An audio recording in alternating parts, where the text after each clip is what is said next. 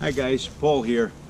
I just wanted to bring you up to date on what was going on with the $300 E430 4Matic.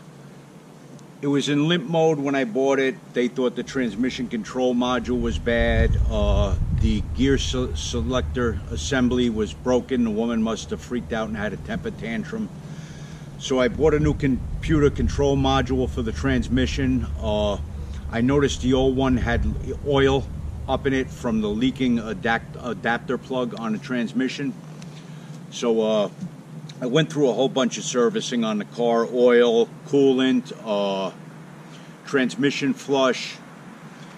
I put in the replacement transmission control module, a new shifter assembly, and it worked for a minute and then went back into limp mode. So I changed the conductor plate on the transmission. That was, the thing was filthy. Even after flushing it, the new detergents must have cleaned it out. After I put the conductor plate in, I tossed that fluid, put a new filter in, and it was still in limp mode.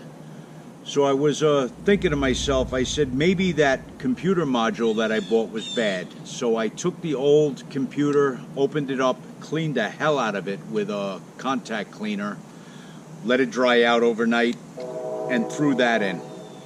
And the thing works. I did a transmission reset where you put the key in the third position where all the lights are on right before start, and you hold the accelerator pedal to the floor for 15-20 seconds, then turn the key off. That does a relearn on the transmission. After I had put the original transmission control module in and did the conductor plate, I cleaned up and tested all the shift solenoids. There's a video on the conductor plate that on my page on Paul Phillips Fix. Well, long story short is it works now. I did notice I'm getting a little bearing sound from the front right driver's passenger side, so I'm going to do both front wheel bearings.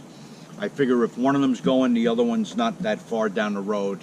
I also ordered a timing chain tensioner. I got a Phoebe Blistine one. They're supposedly a reputable brand, so I'm going to be doing a video on that soon.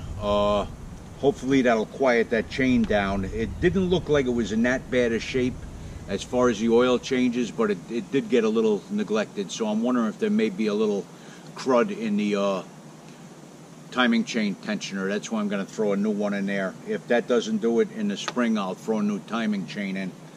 But that's what's going on with the $300 E430. Just wanted to keep you guys up to date. Thanks for watching, and thanks for your support. I hope you give a like and subscribe. Help our channel grow. And remember, guys, take good care of your cars, and they'll take good care of you. Bye-bye.